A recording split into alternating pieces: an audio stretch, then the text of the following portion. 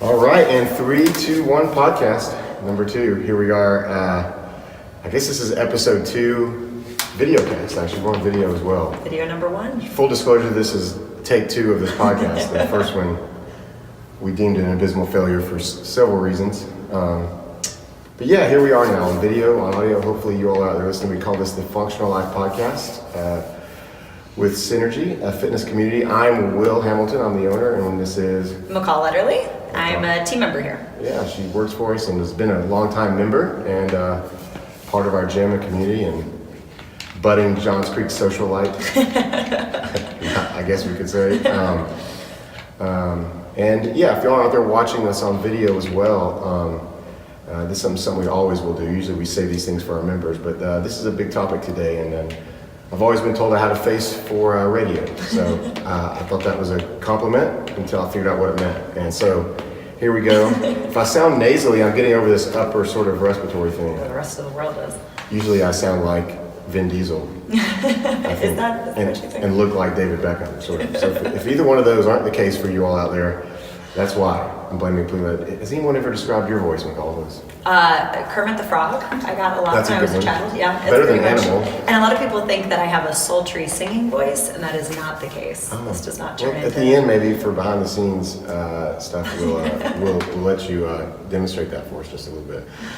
Anyways, so it's January, and we wanted to kind of kick this off as our first full-length episode of this podcast and talk about something that's usually on everybody's mind. And this time of the year when we get into resolutions and goals and that sort of thing, and we always hear, at least being in the fitness industry and even outside of that in the world, that nutrition and diets and workouts and all that's always the first thing that we hear. And so we wanted to come today and talk about this big topic, specifically about diet and nutrition, and something that I've spent a lot of time working with and a good bit of time studying. I'm not a nutritionist, I'll say that. I own a gym, and I do have a lot of experience with nutrition. Coach clients, I'm a nutrition coach, have been coached by nutrition coaches and worked with various nutrition experts over the past. And so one thing I can't stand, and it's not just in nutrition, but anywhere in the world of fitness in this industry, is all the crap people get fed, right? And so I wanted to take some time and just put some things on record about not only what I believe and what we believe and teach and coach here at Synergy, but hopefully just some raw science to encourage anybody out there listening or anybody out there in the community that what not to waste money on, quit throwing away, what not to waste your effort on, and instead what to sort of pursue, and hopefully this will be empowering, informational and empowering for people. So with that being said, I would ask you, what's your background on nutrition, and throughout your life you've obviously been active and into exercise and fitness, and what's been your experience on the diet side of things? From the diet side, I've been a vegetarian since I was 5, so I don't really know kind of any other way of doing anything. And for me, it's never been a weight battle. For me, it's always been 100% a strength battle. And so I've tried a million different things. So I would say I usually jump on the different kind of workout fads. So I did yoga for a long time. I did personal training for a long time. I've tried running a whole bunch, although I'm terrible at that. And it's one of those things where my nutrition has always stayed relatively the same, and because of that I think my strength has always stayed the same no matter what I did. Nothing ever changed my weight, nothing ever changed my muscle tone, nothing ever made me make progress no matter how long I stayed with something.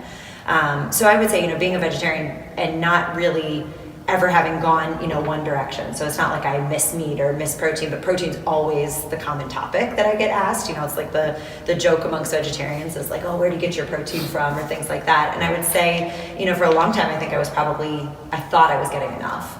And so for me, it was always kind of the response that I would have of, that's not why I'm not gaining strength, or that's not why I'm not doing anything. So for me, nutrition has always been, it's been an important factor, but I've always focused more on the fitness aspect and probably not enough on the nutrition. I think I've jumped on a few fads every once in a while, and that's exactly what it's been. They never last, and they're always 3 weeks and I'm done, for the most part. So what about you? That's the fun part. Is it's interesting that both of us probably think of nutrition and diet within the fitness paradigm, I think, because we both come from a background. Obviously, I do this for a living now, but grew a background playing sports and being active and healthy, and so exercise has never probably not been a part of either one of our lives, like since our adult lives, since that we can remember. And it's the same thing with me growing up. And I understand that there's probably a lot of people out there listening to this or watching, or that can't maybe relate to that because they think about diet and nutrition outside of the realm of gyms, outside of fitness. If you're into fitness, you know that nutrition is a part of that. I mean, you don't know how big of a part of it. There's arguments about that in your head maybe, but it's a part of that. And a lot of people out there, I think, are, nutrition is just something they're trying to figure out how to not be obese. And I think a lot of people also too, though, they basically say if I'm in the gym, I don't have to care so much about my nutrition. Or if I'm not in the gym a whole lot, suddenly you're hyper focused on the nutrition. Sure. But it doesn't ever seem to be the same at the same time. And I would say that is more of my story growing up, at least. I was just grew up just in a redneck town from East Tennessee, and so as a kid, nutrition was never talked about in the house or in school, really, or beside me. I grew up drinking Mountain Dew and eating Pop-Tarts, and I guess we were just active enough. I grew up on a farm that outside of that, played sports, that it never affected my weight. I never really thought twice about it. In fact, if you were too thin, and at a point in my life when I was hitting puberty and all that was a struggle, that I remember my mom being an active part of. I was worried that I wasn't gaining enough weight. Back then, you got your grandmother at home that grew up in the Great Depression or whatever, and they thought if you were too skinny, it was a sign you were poor or weren't eating enough, right? And you hear that, she needs a sandwich. Is he eating enough? And you'd ask his mom, and it was this whole, almost this innocence about nutrition that is also spawned from ignorance. Yeah. And so that was sort of my story until I got into high school and more interested in sports, and then got into the gym and working out, and then it became the other side. It became the bro science of nutrition, right? Back then it was how much do you bench, bro? That was your measure of fitness. I played basketball, and so we, it was all about. It was the same thing as the protein argument. That how much protein you need? That's all we need. Loaded in protein shakes after every exercise. It went on, and certainly throughout college and I fell victim to the fad diets that we've all, I remember we would do Atkins 6 weeks before spring break, because got to get those abs out, and bounce back. So it was just, I think that was back then before, that was probably the first big fad diet I can remember. Yeah. Before he died, I think from his own diet, from heart disease or whatever it was. There's a California one too, like the Beach Bod or something that was very big in college. So it's gone, and so that's been it until I got, educated on it, and got into the industry, in the healthcare industry after that, and really realized it's so much simpler, I think, than anybody makes it. And at the same time, it's perhaps so much harder. Simpler, the concepts, harder to do, right? Harder to pursue. It takes work, and I think everybody's been a part of that thing where they're trying to find the magic pill, and it's still out there. So that's kind of where we start with this, is we want to tell you how important is nutrition, how important is figuring this out, and it's the most important thing. It really is. Any doctor or exercise scientist or nutritionist you talk to, they all agree that really is in the base of health, the pillars of health in our lives, nutrition is the foundation. It's number one. It doesn't matter if you're just trying to stave off heart disease or obesity or high blood pressure, or all the way to becoming an elite athlete if you're training for the Olympics or whatever the top of it is, in the military, whatever it is. You've got to perform. Your body has to be right, be well. Nutrition's the base. It is, and it's everything. And then in fitness, in the gym, I tell people that really it's 70, 80, if not more % of performance in our gym. And we're here part of a high fitness, high performing group of, we call our clients athletes. They're trying to achieve high levels of fitness. What they can do, what we've seen even in people they can do with nutrition alone. My wife is an example. I give her, because of schedule, not able to work out all the time. When she finally started dialing in her nutrition, her performance went through the roof with even less exercise. And it's so that's just to tell you about the importance of this. You can't really say enough about it.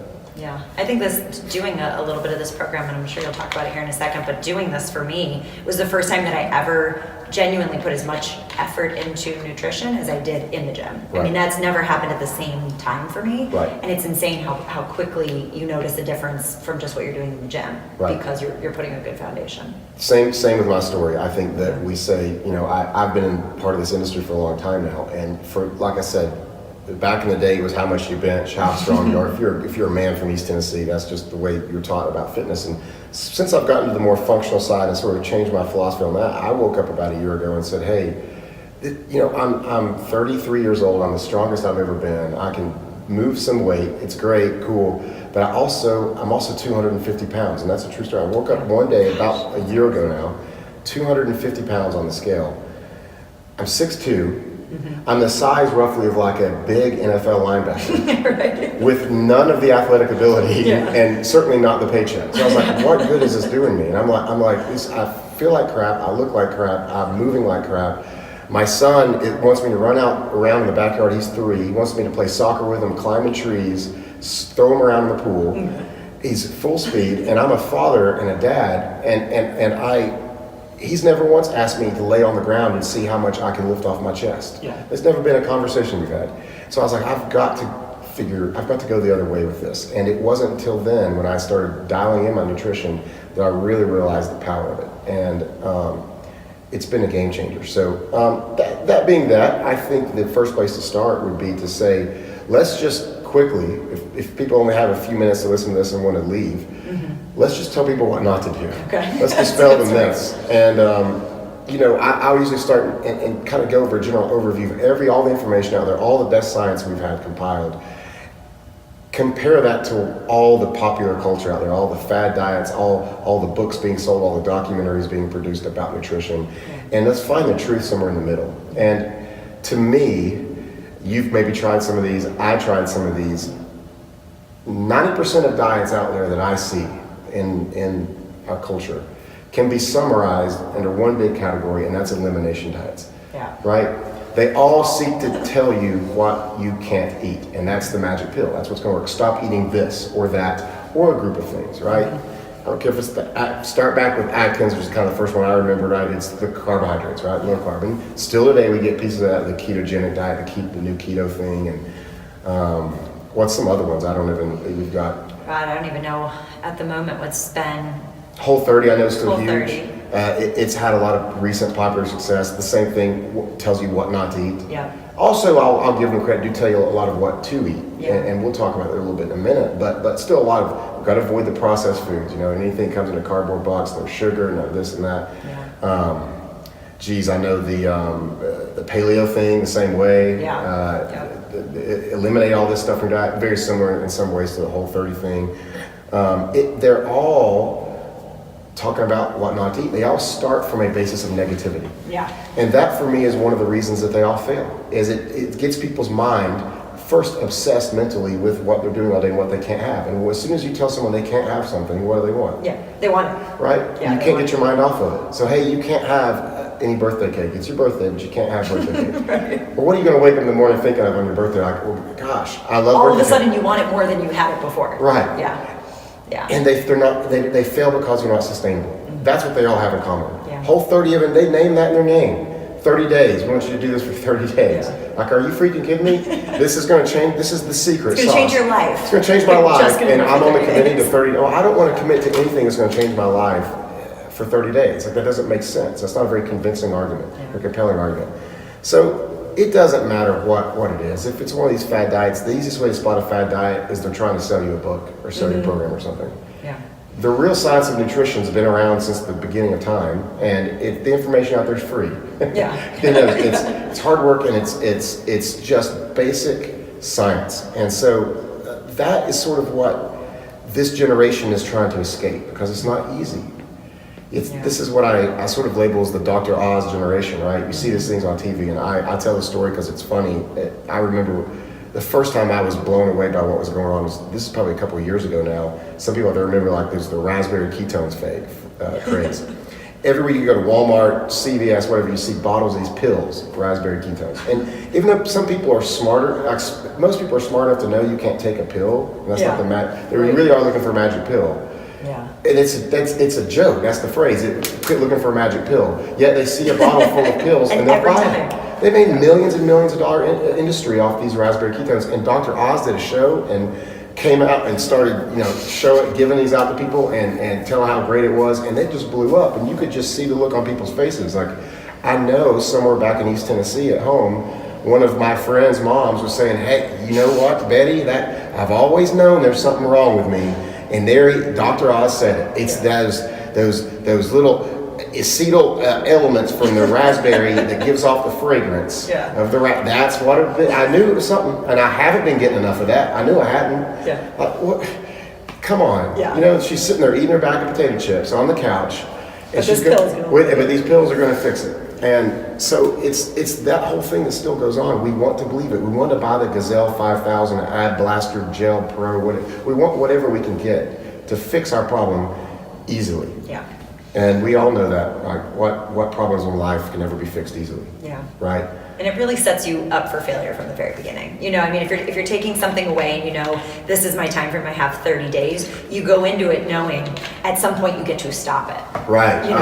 So you're so hyper fixated on like I have 7 more days, and I'm almost to my weight. And that's for me was always these things. I jump on with my friends. Your friends always looking for like somebody to do it with them, right? Because you can never do it by yourself. And so that's you're always waiting for the end of this elimination diet. Right. So that's sort of the myth side of it. Spot a myth. If you know it's a fad, someone's trying to sell you a book, someone's trying to sell you a pill, someone's trying to sell you anything. What I'll talk about today, it doesn't cost you anything. Is don't fall for it. Don't waste your money, please. Give it to me or something. Do something. Don't throw it away. Don't waste your time and effort on it. You know it hasn't worked in the past and it's not going to work again. But let's know what the truth is. So here's the truth, and I think more people already know the truth than they care to let on. But here's the deal: it's 2018. Okay, January. If you still can't lose weight and lose fat, it's because you're still eating too much. Mind blown. Mind blown. That's the truth. That's it. It's not you don't have bad genetics. It's not because your mama was big and her mama was big and you're big. Here's the thing: your mama ate too much and her mama ate too much, and so on and so forth. Now, do genetics play a role in our metabolism? Of course. I mean, genetics, we all have different genetic potentials, and genes are a big deal. But they've looked for years. Scientists still haven't discovered a, quote, fat gene. It doesn't exist. Right. Just like they haven't discovered the LeBron James gene. Right. He's genetically better at basketball than me. Like, no amount of hard work or science or reading I could ever do is going to deliver me to the basketball player that LeBron James is. Yeah. It's got better genetics than that for that. Great. That's just the way it is. He call him lucky or blessed or fortunate, whatever you want. But the fact is I can still play basketball, and I did, and I was decent at it. Not LeBron James. That's the fact. I can still work at something, and I can excel to the best of my ability at it. Yeah. That's the same truth about diet. It's nothing secret. It's not all the glutens. It's not sugar's not making you fat. Fat's not making you fat. Bacon's not making you fat. Only inside of those things, by eating too much of any of that, too many calories, too much food, and you're not burning the food, that's what's making you fat. Yeah. We know that. So quit putting butter in your coffee. It's still dumb. Yeah. If y'all are doing that, quit thinking insulin's your biggest enemy. If you're a healthy person, it's not. A diabetic person or otherwise, then you got an issue there. Your body is your fault. Yeah. It is, and it's your responsibility. Your health is your fault. It's also your responsibility. So when you excel at it, you get the credit for that. When you fail at it, you have to take accountability and responsibility for that. And it all goes down to one thing, that if I could sum this whole podcast up in one phrase, from a geeky standpoint, it would be simply that just know that the laws of thermodynamics that have been around since the beginning of science, they're still there, people. Yeah. They can't be broken. Your body is a giant test tube. That's what you got to think of it like. What you put in your body matters. What comes out of your body matters. Okay? Yeah. We put food in our body in a form of energy. We call those calories. Calories are a unit of energy. It's not this evil little devil demon inside of food that make you fat. Okay? Yeah. It's a unit of energy, a unit of heat. It's like if you burned the energy in our body, burn the fat, it would give off heat and it'd be measured in calories. Yeah. Okay? Put too many calories in our body, they stay there. And you get bigger. You gain weight. Yeah. Get fatter. You could put on muscle. If you just gain weight, and we'll talk about how that breaks down later, but that's it's a balance. It's a mathematical equation. Calories go in, calories go out. If one side's bigger than the other, you gain weight. If the other side's bigger than the other, you lose weight. If they balance themselves out, you stay the same. Yeah. Boom. Again, it's so simple, right?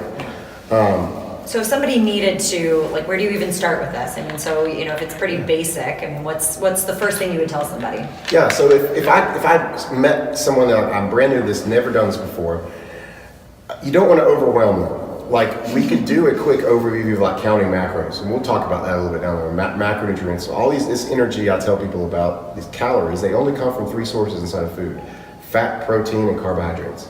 Sugar is not one of those. Sugar is a carbohydrate. Sugar is a micronutrient, right? There's only 3 ways your body gets this energy. And how we use those and apply those 3 things, how much fat we get versus how much carbohydrates versus how much protein on a micro level starts mattering. It depends on how healthy it creates health. We can use it to build muscle. We can use it to lose fat. We can manipulate that equation with experience. For most people, that's way too complicated, especially someone new, brand new to this. So anybody out there listening that's like, hey, you're talking like level 10 stuff right here. Yeah. I'm on level 1.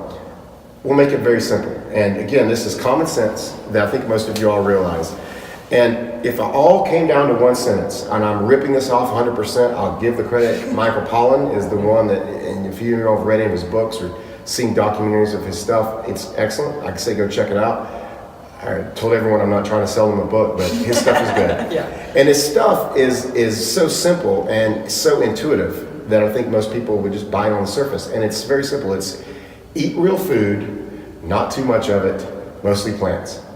Pretty basic. How's that? Pretty basic. So you take that simple equation, eat real food. What's real food? Anything that grew out of the ground or had a mom or dad. That's something that was living at one time in one way or the other. That's real food. Something not made in a factory. Something living, real food, simple. Not too much. A little bit more complicated. It begs that question on how much is too much. We'll give you an easy way to tackle that. Not too much of it, because we just said that eating too much food is how you got fat, right? So don't eat too much of it. Lastly, mostly plants. You can poll any nutritionist, any dietitian, well, except the ones trying to sell you their books of something different. Any academic, institutional nutritionist, doctor, give them that sentence, 95% of them are going to agree with you. Say, yeah, makes sense. Like, there's nothing wrong with that. Yeah, and nothing had to be eliminated. I mean, it's all what you can add, what you can change. Didn't say what you can't eat, right? So when we get down to that, if the funny thing about that is that really, like, if I think about the 4 most like popular diets that are still around, made the most money, the most successful diets that had sustained power, right? They all funnel right there into what he said: eat real food, not too much, mostly plants. You think about the recent Whole30, we talked about that whole craze. Paleo, Whole30, that's real food. That's all they're about. Get rid of processed junk food, eat real food. Weight Watchers, The Zone. I mean, Oprah was invested in that at one point. I mean, it was multi-billion dollar, still around, been around forever. Not too much. That's their thing, right? The Zone, they use eat what you want in moderation. Eat what you want, figure out how to moderate it, and let us tell you how much to eat. So I give a lot of credit to those groups because they were some of the first ones that quit focusing on what not to eat, and they finally started focusing on how much to eat. Very few people talk about how much. Lots of people talk about what. So they had a lot of credit. And then lastly, that mostly plants, well, we know the recent rise in the vegan movement, and even that you mentioned yourself, the vegetarian movement, and so many documentaries and stuff out there, which I will say I think doesn't necessarily come from a scientific basis of nutrition and performance as much as it's driven by the decrepit state of our food system here in this country. And I think it's about getting back to not processed food. I mean, the core of it is really getting back to what's a real food. Right. You know? You're right. Yeah, and so it's that all those things have good science behind them. And that's where we start. So inside of that, what's a easy way to do it? Right here. I'll take this tray. McCall brought this in. They make cheaper versions. This is a fancy one. If you're not watching the video of this and you're just listening to the podcast, I've got just one of those food tray, like food prep containers, I guess they call these. Like you buy these at any place. Sectioned off a little bit. Yeah, and you get these anywhere things are gotten. Yeah. I don't know. But this is one of those little food dishes. It's got a big side and then 2 equally divided little sides to it. And this makes it so simple. All you've got to do, if you want to go from, I'll say an F, grade yourself in nutrition. If you're obese, you know you're doing your high blood pressure, whatever, maybe you're an F, D minus, whatever you think you are. Yeah. If you want to get there to a B, like I'm doing better than almost everybody, the only people better than me are the A students. You're right. Like I'm passing, I'm doing well, this is all you've got to do. Fill up this little side right here, I'm pointing to one of the little thirds here, of protein source, your meat. Think about if you're not a vegetarian, your meat could be lentils or eggs or something if you're a vegetarian, I guess, or whatnot. Beans, But things like yeah, that. beans, your protein source right here in this side, okay? This other side right here, starchy carbohydrates. You think about this as your carb source. So I'm talking about potatoes or rice, or I guess if you're, I have to shove bread in there if you want to, probably not the easiest thing, but starchy vegetables, squash, we talk those kind of things right here. And this side of it, protein, carbohydrate source. On top of one of these, or mixed in, or cooked with whatever you put in this, fat, add a fat. What are fats? Oils, butter, whatever it is, grass-fed butter, whatever you're using, about the size of your thumb. On here, sprinkle it on here, whatever you're doing, cheese would be a fat. I love you said add a fat. Nobody ever says add a fat. Right. They We're just say assuming just here, and we're not going to go into exquisite detail on this, but when I say protein source, again, I'm talking about real food, right? I'm not talking about processed sausage and bacon and cold cut salami. I'm talking about real meat that was living, chicken. They cut up a chicken, put it in, they cut up a steak and put it in here. You want to have lean fish, lean sources of protein right here. Yeah. Add some fat to it, however you want. Get your fat, size of a thumb. You fill up the rest of this right here with vegetables. Easy. Easy. Fill all this up with vegetables and eat it all. Protein, carbohydrate, starchy, carbohydrate, fruit. Fruit would go on the carbohydrate side. Fruit, carbohydrate source, grains, whatever here. Veggies right here. Fill it up and eat it. Here's the rule. You can't go any higher than this thing in meat or protein source. You can't go any higher than this in your carbohydrate or starch source. You must go at least this high in vegetables. Then on top of this, any extra vegetables you want are unlimited. You can eat all you want here in your leafy green, non-starchy vegetables, whatever you want. Fill it up.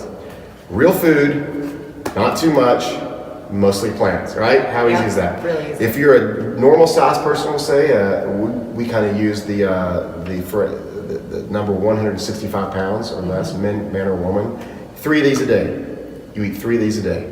If you're a bigger person, over 165 pounds, you get 4 of these a day. That's it. No snacks in between. That's it.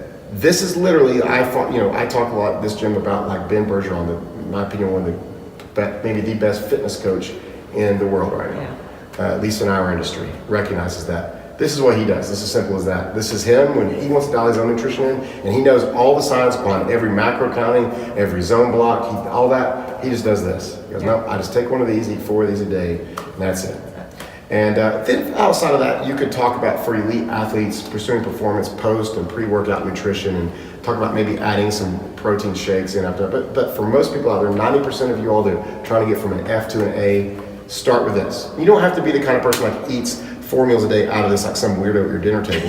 You could just put it in there and throw it on your plate and make a normal meal out of it. You know, and use it as a gauge. rationing. Use it as a gauge. And this will get you far enough. Yeah. It really will. So that's my first piece of advice. Literally will work for anyone and everyone, especially those that are trying to make baby steps to get them to a big place. When I started that, it was interesting because learning first what really was a carb or what really was in my foods, Right. So a lot of times I was eating like fruit thinking like, oh, I had an apple, I'm so healthy today because I had an apple. I mean, an apple's a really high carb source. Right. And things like that. So I mean, even just starting with kind of understanding like what is, healthy fats, what is carbs, what is all this kind of stuff. And it makes putting that together easy. I think people know, like in the back of their head when they go to the grocery store, although they have no idea what's in food, even if they guess, some people do, but they go to the store and they still have common sense. Most people do. They know what they ought to buy and what not. Like everyone knows like the shop on the outside of the store thing now and avoid the cardboard box stuff in the aisles. And that usually comes down to that real food thing. But like you said, I think very few people know actually how to answer that question, how much. First of all, they don't know how much is in the food they're eating, even the real food. Yeah. They think they might be, they might be eating a pound of beef brisket that's barbecued up at the restaurant, and think that's the same protein source as a pound of chicken. Yeah. And it's not. The fat content are both are wildly different. Go to the steakhouse. They go, well, I got a steak, it's lean, I got broccoli on the side.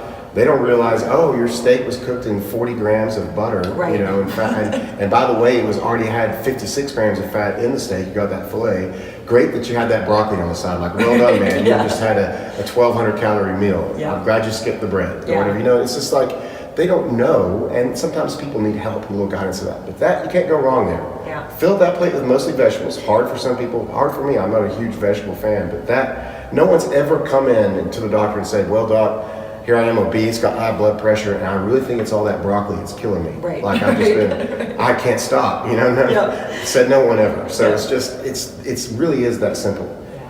Not easy to do, maybe at first. But a good meal prep strategy. I mean, so if Easy you know strategy. that you're going to have 2 or 3 days that are going to be really hectic, I mean, it's so easy to take that as your source, prep it, and you don't have to think about it all. It is. We used to do. I'm not a huge meal prepper. Just with the pace of my life, it's hard. But the most successful people we've had, and as our clients in this, do a version of that. Maybe not all week, every meal, No. but maybe on a Sunday afternoon, they will make 2 or 3 recipes. They'll divide it up into some trays like that, and maybe that'll be their lunches they take to work with them for the week. Yeah. 5 of them, or maybe a couple meals a day, and it keeps them disciplined. It keeps them accountable. Keeps them on track, and I think it's great. It doesn't work for my life necessarily. I'm a full-time dad in a gym. I'm in and out, running around all the time.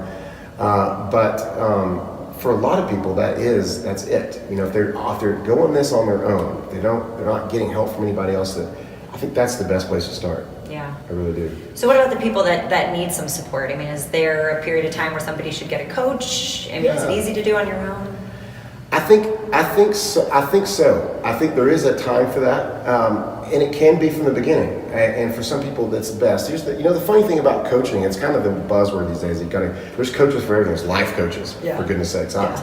still don't know what that is. Maybe you. I know a little bit. Do you? Okay, yeah. McCall, for the record, I think McCall's probably hired a life coach before. It's a life cheerleader. A That's life basically cheerleader. what So, it is. so there's coaches for everything in the world right now.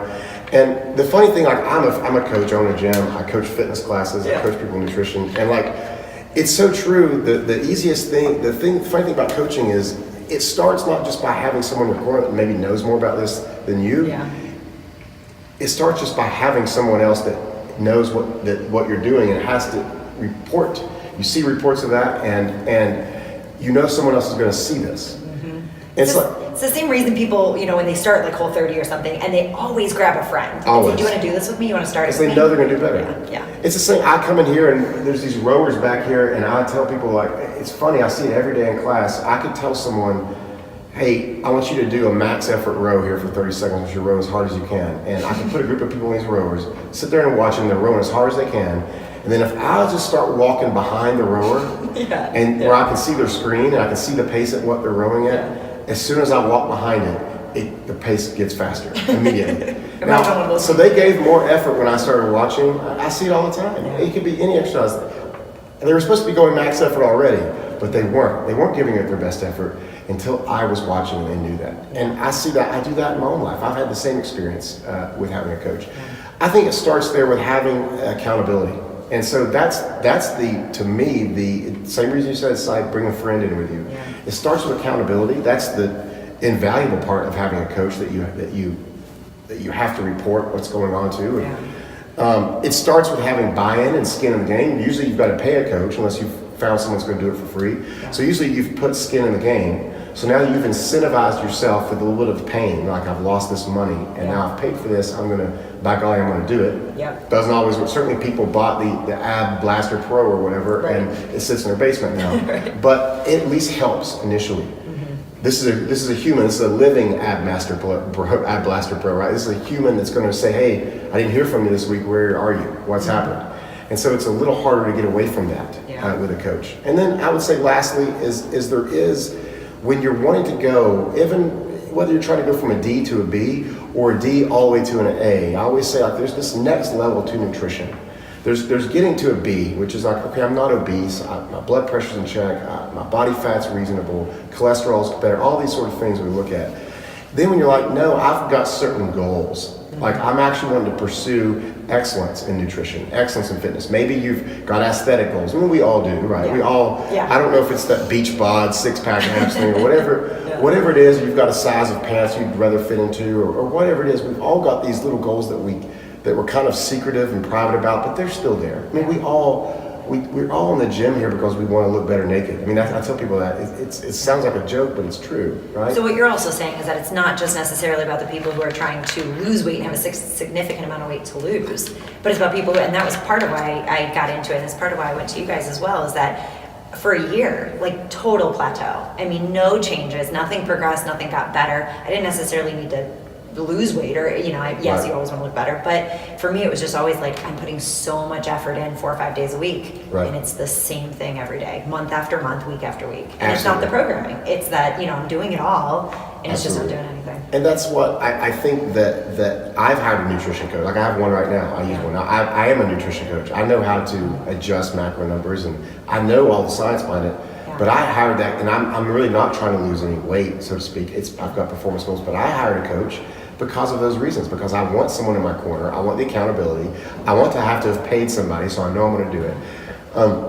And I want someone that can look at me with a set of objective eyes, see what's going on. Like, because we're all our harshest critic, right? We're all like, we look at the scale every day, we get dejected, we get depressed, we look how these clothes are fitting, we feel bloated. Every day, it's like we're always having this internal conversation with ourselves that we're not having with this other person. So this other person gets an objective view of, hey, no, here's actually what's happening. I can see this in photos, I see this in your performance in the gym and logs, and we're looking at the long term here over time. And it's so encouraging to get that when you finally like, oh, you take a step back, you're right. Like it's not as bad as it seems. And so that's why I do it. The progress really comes then from the consistency. It does. So the coach is the person that in the weeks, and I did this a lot too, is you have a bad week. Right. And so you rationalize your bad week. It was okay that I didn't, hit here and hit here because I had a bad week and that's fine. Right. This was acceptable behavior in a bad week. And it's nice to have a person that says, but here's a reminder of what your goals were originally. Exactly. And so that's sort of how we structure our program here. We have a program we call Synergy Nutrition, which you've been a part of, and we do take that science down to the next level. This is trying to get to an A. That's what we're talking about. And we base things on those macronutrients I discussed. We have experience and knowing how to adjust those numbers. We won't get all into that today. There's too much information there, but those 3 macronutrients all have a caloric value assigned to them, just scientifically, and how that breakdown happens in your body, how we play that math equation, will affect how we help people reach their goals, whether they're trying to build muscle and build strength. Some people come in here and need to gain weight, honestly, in terms of strength, and that's what they're pursuing. Whether people need to get leaner and still have some body fat they want to lose to meet their goal, or whatever their goal is, we can do, honestly, like 90% of it with nutrition. Yeah. Without even touching a barbell and without even talking about how going for a mile run or whatever, we can do so much of it with just nutrition and playing that numbers game. And it is the most sustainable way to coach someone into thinking about food. It's like a new way of life almost. I tell people that I look at food now as numbers. And that's depressing for some people because I know there's foodies out there that go to these restaurants and like to have this fancy food floating on a pillow that gets served to them, all this weird stuff. But I've never been that. I want to try to get people to get rid of the emotional attachment to food. Because that's honestly what's gotten our country and our society in the shape it's in. 30% of our country is obese. Not fat, not overweight, obese. Like could die from this, right now. And it's because they have an emotional attachment to food. That's it. That's what feeds them to eating too much. Not a genetic attachment, an emotional attachment to food. Yep. And if we can stop thinking about that, food is an energy source. That's what it's there for. It's an energy source to fuel us for our life, whatever that looks like, whether it's sports, whether it's exercise, whether it's being a dad or mom, whether it's a businessman or a businesswoman, whatever it is, food is there to fuel that. It's a fuel source. It's numbers. And we have to start thinking about food that way to be successful. And I think, for me, it's been freeing. I look at a Pop-Tart, and I don't just see a Pop-Tart that tastes good. I see a Pop-Tart that's now 26 grams of carbohydrates, 8 grams of fat, and 0 protein. And I know, well, here's the goals I've got to hit today. Seeing that Pop-Tarts, those numbers, doesn't change the way it tastes, by the way. I still eat it, still tastes great. I love Pop-Tarts, Right. you know what I mean? It still tastes awesome. But I know now mentally I have this connection with it. It's not emotional. It's like, hey, I have these buckets I've got to reach every day. I've got a protein goal, a carbohydrate goal, and a fat goal They're all together working towards me meeting my goals.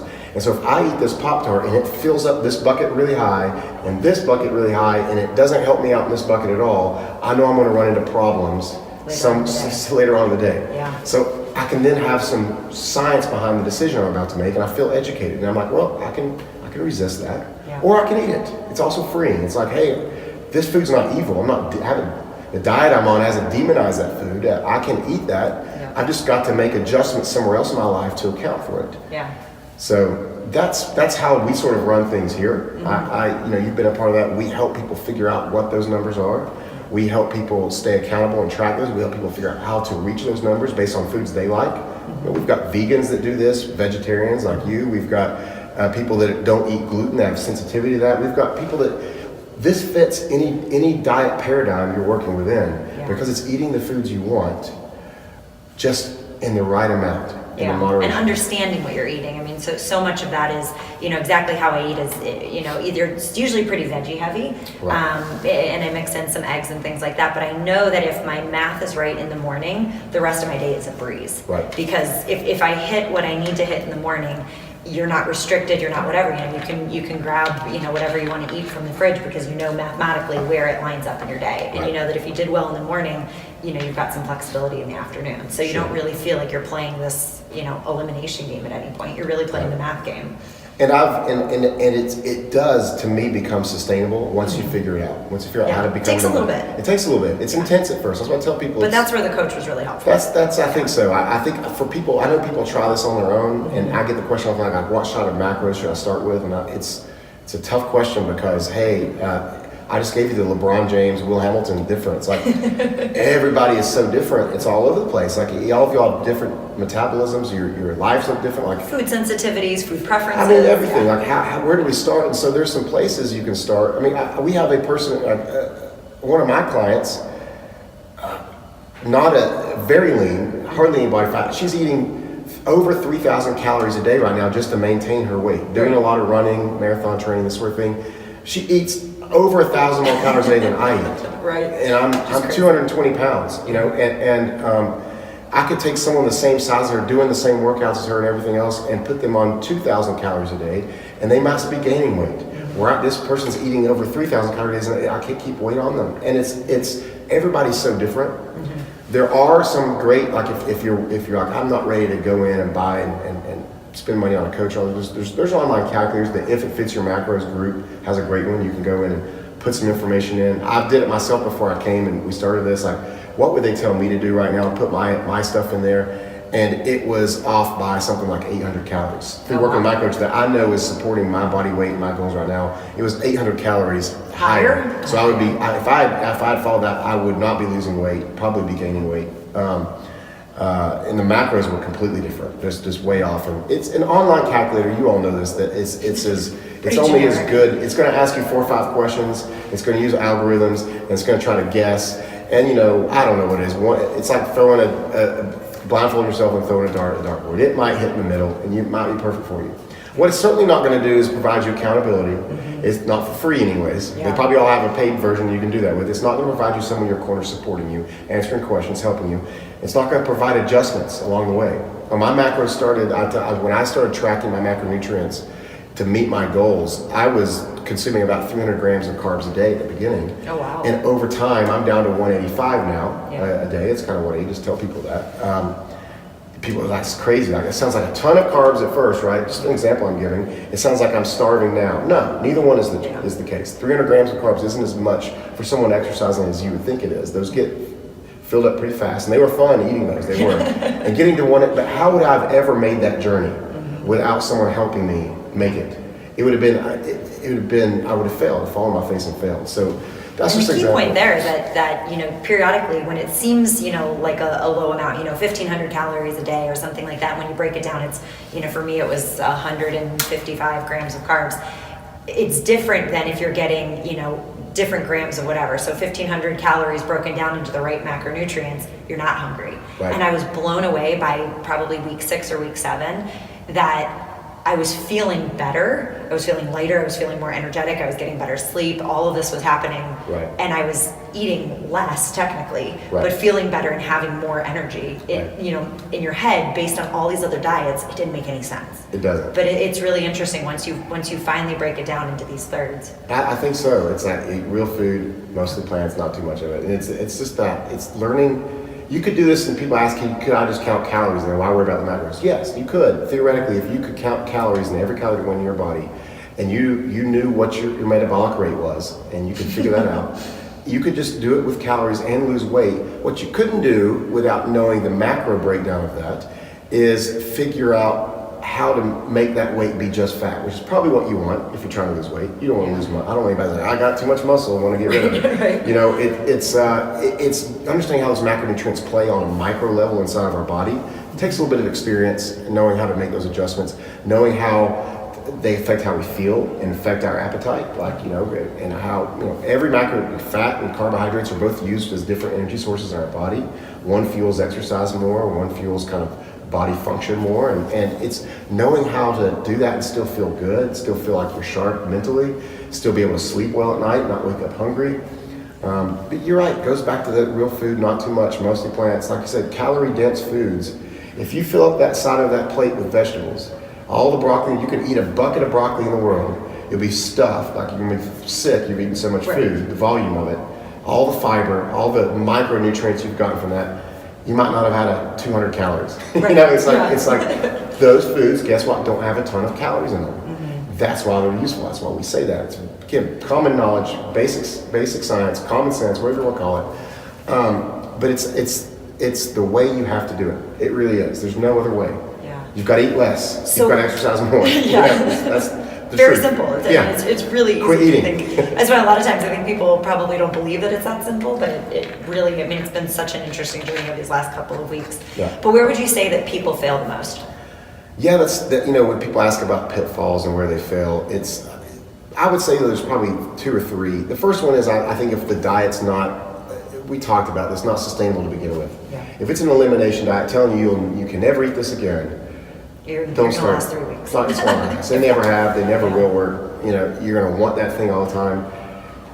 It's not going to work. It's going to fail. And so anything that's not sustainable, I think learning how to eat foods, just the right amounts of them, and saying, hey, I can eat what I want if I can make it fit in these buckets. That I've been doing it for 2 years, and I don't stick with anything. I'm the most ADD, like bounce around everywhere. Yeah. I've been doing this myself, like logging my own food, not just coaching people, but logging my own food for 2 years now. So if I can do it, anybody can do it, literally. And like I said, I grew up on Mountain Dew and Pop-Tarts. Right. And sometimes still enjoy both of those. Yeah. That's In moderation. should put that on the behind the scenes stuff. But it's true. And so if I can do that, anybody can.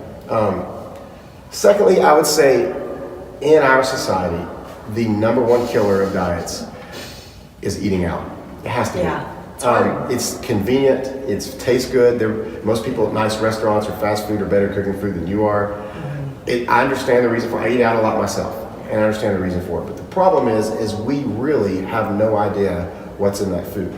Yeah. There's places I get places that post their nutrition facts, and some are better than others. And learning those again, I had a coach that helped me. Like, here's some 5 restaurants where they've actually done scientific tests on the food, and they match the macros that they say are in it. And so that was helpful for me. But you go out to a steakhouse or something, and you get, even if you try to estimate how much fat or how much carbohydrates is in this thing of this lobster mac and cheese you're eating or whatever it is, you're going to be so off. You have no idea. And it'll just kill you. It will. The amount of fat, it's usually that. It's either way too much Butter with fat. Yeah, in it, or there's way, in the sweet side, there's way so much sugar in there, that's what's making your taste buds light up and be so happy. It's a killer. And I tell the quick examples. The other night I went to a friend's house, football game. They had wings there. And 5 wings. They were not even the fried wings. They were the grilled, or they were from Taco Mac. And they were like these, I forget what they call them, char grilled or roasted, I think, or whatever. I was like, all right, not fried, no wings, plain, not a lot of sauce. I'm starving. It's chicken, protein source. Like, I'm going to eat this and estimate it. And I ate 5 of them. Wasn't even the size of my fist. And like not very many. Yeah, no, 5 were. I was still hungry afterwards, but I still ate them. And I went home later and I was like, well, I got to track this. So I was like, well, Taco Max a chain, they've got the nutrition facts online. I'll look up what I had. And I looked at those 5 wings. How much? It was like something like 58 grams of fat that I consumed. 50 and 5 wings around the size of my What a fist. waste. And I'm like, what is it? How did they even do that? First of all, did they inject this with like some super saturated fat malt? Like they didn't even fry these things. Yeah. And it just, and I eat 60 grams of fat a day. So in those 5 little wings, I consumed my entire allotment for the day in fat. Which, by the way, I'd already eaten most of my fat for the day. So what it is, it killed my day. Yeah. And people wonder why they're overweight and can't lose weight. Well, here's the rocket science. Here's the rocket science genius.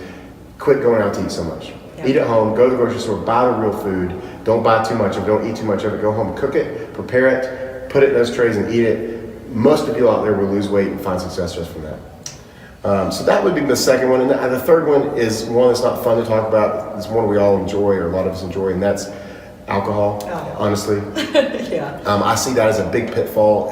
Maybe I say in my social circles, maybe I hang out with too many drinkers, I don't know. But alcohol, it's a weird thing in our body. It's not a macronutrient. It has no macronutrients in it at all, actually. If you're just drinking pure grain alcohol or whatever. Yeah. Beer and wine have carbohydrates in it, and obviously mixed drinks. But alcohol itself has no macronutrients, but it does have caloric value. So it's one of these weird things. It's weird because it's actually a poison, like it's a toxin to our body. And I think we know that. Like we know we drink. Yeah, you know that the next morning. Yeah, you already know it. If you don't know why you're drinking, you know it the next morning, right? And so, and we know like when you're consuming alcohol, your body has to actually start your liver has to metabolize that alcohol. Because it's a poison, it's trying to get it out. And we know that it metabolizes alcohol like 1 drink an hour. Like everybody's heard that and knows that. So what it's doing though, what people don't get is it's not metabolizing anything else. Your body shifts to metabolizing that alcohol. So not only have you consumed the calories in the alcohol, but you're not metabolizing of the other food that you're probably eating while you're drinking. Yeah. And that's where people, I think, really run into a pitfall. It's not the alcohol causing them to get fat directly. Not always. It's the food they're eating with it that the alcohol's going on. Not to mention that once you start drinking, you start making bad decisions. We all know that from college. Yeah. But that you start, you quit thinking about what you're eating. Quit worrying about it. If I'm going to take me to a concert, give me 3 or 4 or 5 or however many drinks, I'm definitely going to ask to stop by Taco Bell on the way home. Like it's going to happen. Like it's just the way it is. So that's sort of the 3 pitfalls that I see people get into a lot. Get rid of those. I think you'll have some success. So. Anything else you think? I think that's a good summary, and I think it's been incredibly eye-opening, and I think even for myself personally, the change in the gym for the first time out of all of the different fitness fads I've joined, if anything, for the first time ever, I'm making progress, and it's crazy. Yeah. I finally feel like, oh my God, I've been wasting like Lord knows how much in membership fees everywhere, but for 7 years, made no progress whatsoever. And in the last 9 to 12 weeks that I've been doing this, more progress. And we see that in all of our clients. You're harnessing the power of nutrition once they get it. Without even really working out all that much. The people that are getting stronger, they're PRing all these lifts, they're getting faster in their runs, they're looking better in the mirror, all these things just by dialing in that nutrition, whether it was simply going from a D to a B, like we talked about doing, or whether they got a coach and like, no, I'm taking this to the next level. I'm going to pursue excellence in this. It'll blow your mind what you can do when you can, like I said, consistently do it right. Don't have to be perfect, but do it well, do it consistently, and watch what happens. Watch what happens in your body, watch what happens in your life, watch what happens in your mood, watch what happens with your sleep, your performance at work. Just watch what happens in the whole spectrum of your life just by focusing on that, and I really think most people will be blown away. That's awesome. So we'll end that here, and I'll say out there, if you're watching the video, if anybody's got any questions out there, not a part of our gym, put us a comment, send us a message, whatever, and we'll try to help out and answer those as best we can. But we hope this was just some good basic information. Hopefully it was empowering. Hopefully I don't come off as judgmental and smart. Yes, if you're still fat, it's because you're eating too much. Quit eating too much. You will lose weight. Don't go buy any Dr. Oz's or anybody else's books. Don't buy any pills. You don't need any of that. It's not in a raspberry. Don't spend money. It's not in the raspberry. The scent of raspberries isn't going to help you here. It's not. It's not in the glutens. It's not any of these things. It's how much you're eating. So stop eating all the foods. Okay, slow down. Have some self-control. Have some discipline. Eat real food. Don't eat too much of it. Make it mostly plants. and I don't think it gets any better than that. No, that's awesome. Thanks, Will. All right, yep. Have Appreciate a good 2018, everybody, and we hope this is a good way to start off. Follow this podcast if you want to. We'll have it, I think, in the iTunes store and posted wherever podcasts are posted, and hopefully we can help you. We can learn something. So, Awesome. have a good one. Thanks.